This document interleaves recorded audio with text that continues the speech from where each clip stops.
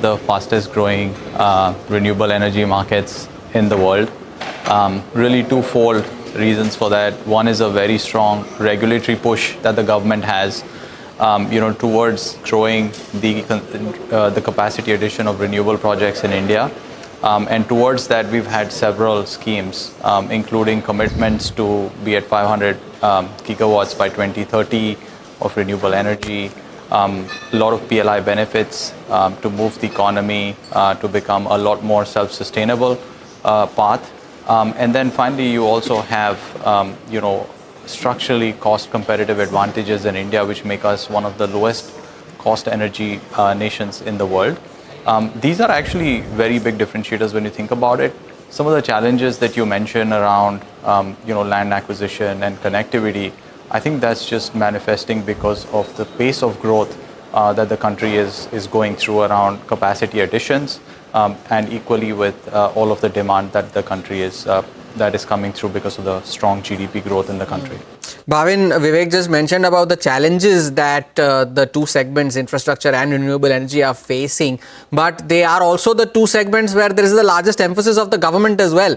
The emphasis on infrastructure and the emphasis on renewable energy. Are you witnessing interest from potential clients to take up such financing projects, be it on the infrastructure front or be it on the renewable energy front?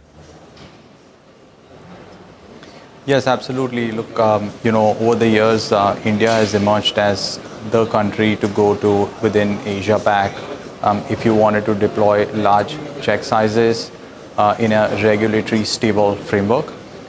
So to give you a few examples on the renewable energy side, this market has traditionally been looked at by a lot of private investors in the infrastructure space. So you would have some of the GPs, like KKR Infrastructure, Macquarie, etc. invest. Right. But increasingly now, the Indian equity capital markets are really open, to these, to investing in these companies. We've seen the IPOs of NTPC Green and ACME get done, and then you have Juniper and CleanMax who also filed their DRHPs to hit the market soon. So clearly, that part of the market's going from traditionally being a private investor market to a lot of public markets as well.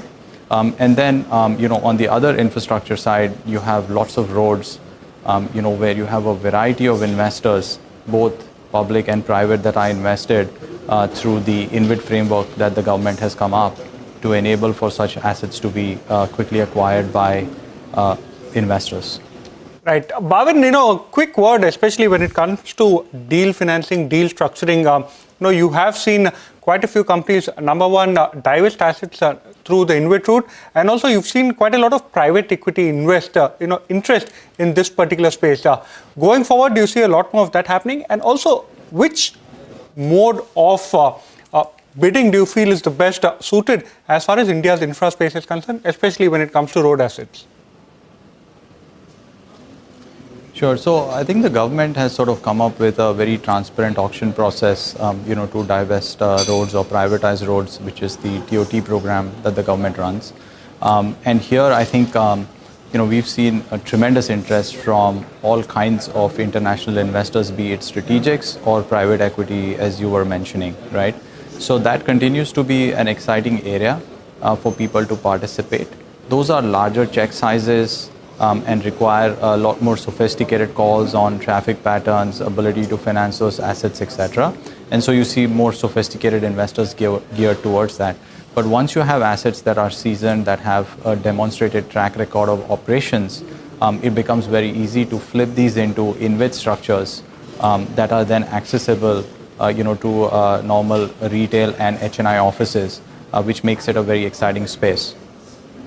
Bhavin, so Bhavin, thank you so much for sparing time and joining us today on this very important issue for the country, of course, going forward, the infrastructure and renewable energy financing. Thank you so much for sparing time and joining us. By the way, the index is still in the green, but just about managing to hold on to the flat line as of now, 25,200, that all important level that we are keeping track of. With that, call time on this edition of Midcap Radar. From Vivek, me and the team that put this show together, thank you so much for watching. MF Corner on the other side.